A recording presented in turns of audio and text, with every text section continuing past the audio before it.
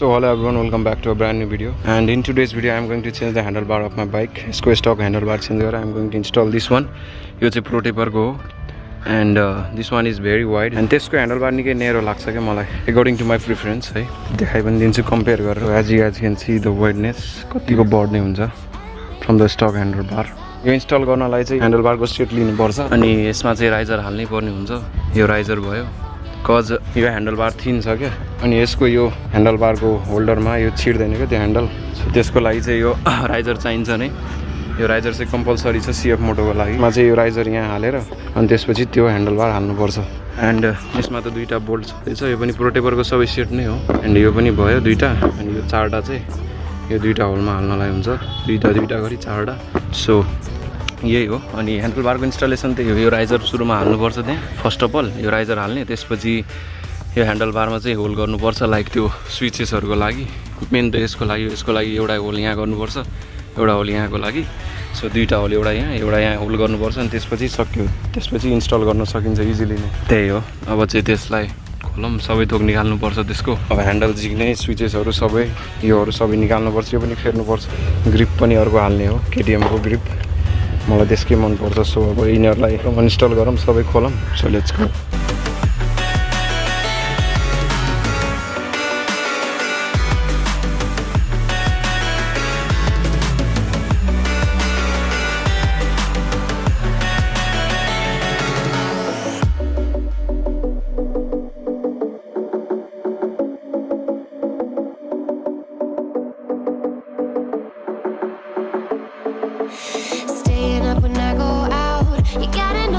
Thin चाहिँ handlebar as you guys can see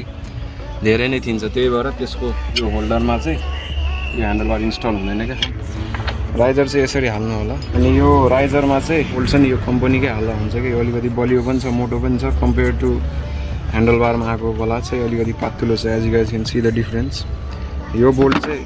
यो तल जुन होल्ड गर्छ नि जसले ह्यान्डलबारलाई त्यसमा चाहिँ यो बोल्ट नहाल्नु होला है कम्पनीकै हाल्नु होला Cfmotoमा मात्रै मैले यो भने हो अरू बाइकहरूमा त अब जुन हाल्दा पनि आफ्नो प्रिफरेन्स हो बट स्टिल Cfmotoमा चाहिँ यो कम्पनीकै ह्यान्डलबारको बोल्ट हाल्नु होला तलको लागि सपोर्टको लागि चाहिँ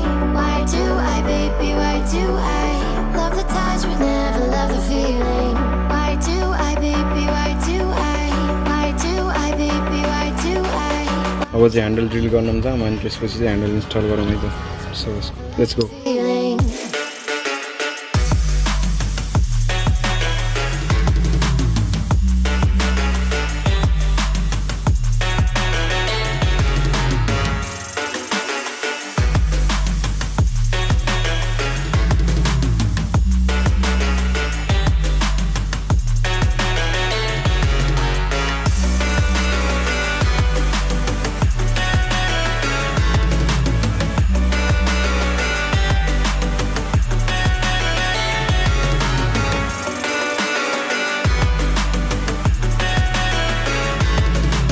सो अब ह्यान्डल चाहिँ इन्स्टल भइसक्यो हेर्न सक्नुहुन्छ सबै थोक इन्स्टल भइसक्यो स्विचेस यो ब्रेक स्विचहरू सबै यतापट्टिको पनि सेम यतापट्टिको हल्का अल्टर भएको छ क्या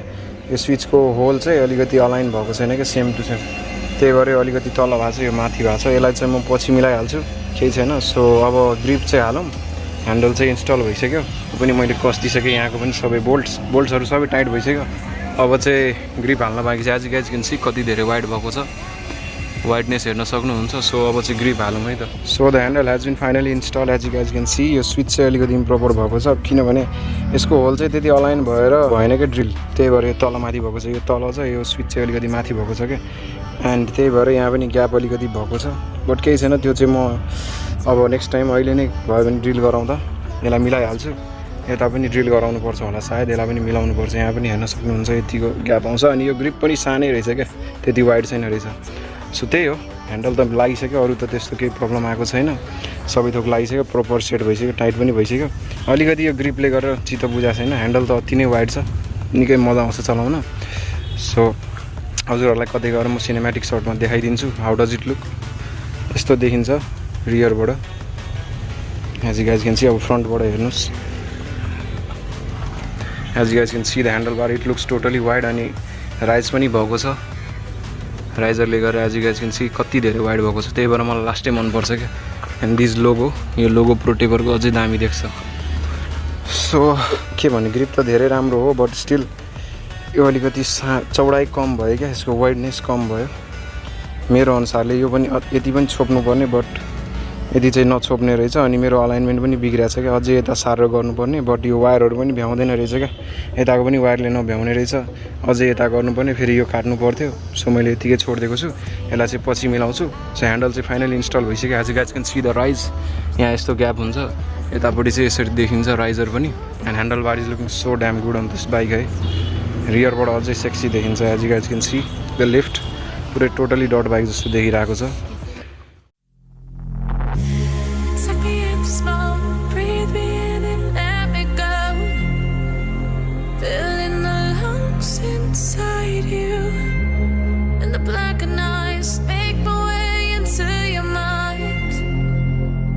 Just to know what you knew, restless every time we start locking eyes.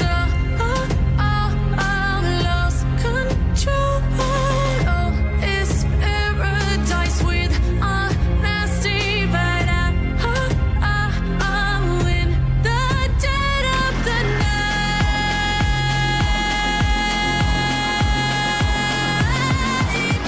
Let the darkness take control.